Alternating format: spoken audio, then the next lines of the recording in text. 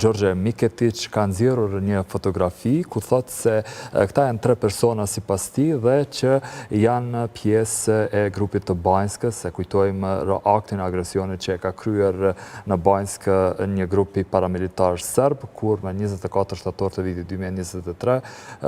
vranë rreshterin policor Afrim Bujaku, përderisa këta 3 personat sipas fotografisë që e ka paraqitur, do thotë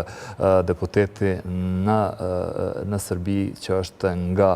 radhët e opozitës Gjorgje Miketic, këta 3 persona janë nga grupi i Banjskës sipas tij dhe po e ruajnë presidentin e Serbisë në atë që quhet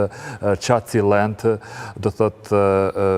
një pjesë e grupit të njerëzve të cilët qëndrojnë të armatosur dhe shpesh të maskuar pranë presidencës së Serbisë dhe për ta ruajtur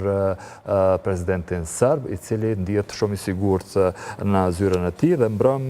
doli dhe i përshëndeti këta persona të cilët po qëndrojnë në të ashtu quajturin Qaciland në kohën kur më shumë se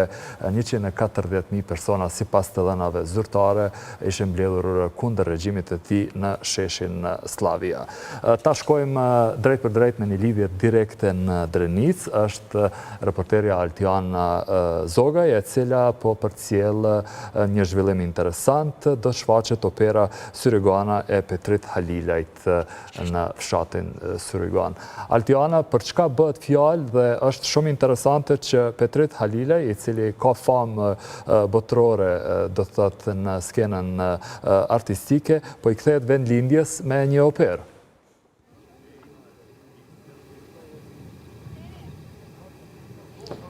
Po Besnik, ky ka qenë edhe krejt qëllimi i kësaj performance, e cila bëhet sot nga artisti i njohur ndërkombëtarisht Petrit Halilaj në bashkëpunim me Filharmoninë e Kosovës dhe gjithashtu edhe me Hamburger Bahnhof me seli në Berlin. Ne kemi arritur këtu në vendin ku vetë se do të zhvillohet kjo performance, e cila në fakt edhe ka titullin Syrigana, që rrjedh nga vendlindja e vetë artistit ndërkombëtar. Me sa duket edhe nga kjo që ne pam këtu, përgatitjet tashmë janë në fazën finale, duke u bërë vetëm këto testimet e fundit, themi ashtu sa i përket aspektit të zërimit, ndërka gjithçka tjetër është gati. Ne shohim këtu në pamjet që po paraqiten para juve që edhe vendi se ku vetë se do të performohet është i veçantë për shkak se janë disa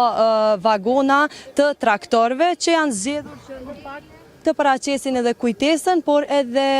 momentet e nostalgjinë e mirë që artisti ka me vendin që është Syrigana.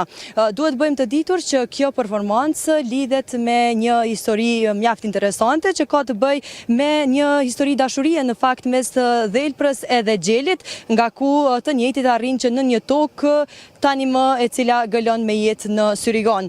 Kjo do të vazhdojmë më pasi instalacion i vetë artistit, vetë anak, të themi ashtu në Hamburger Bahnhof në Berlin,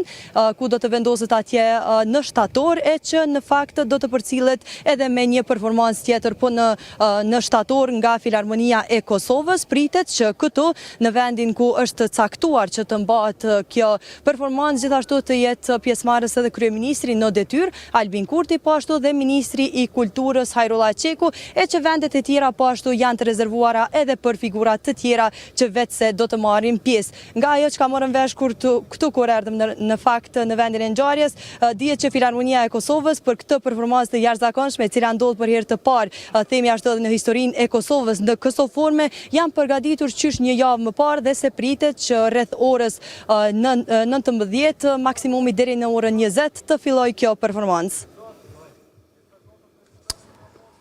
Faleminderit Altiana Zogaj, drejt për drejt nga Syrigana, dhe këtu kaq kishim për sot. Faleminderit gjithëve për vëmendjen, qëndroni me programin e Klan Kosovës.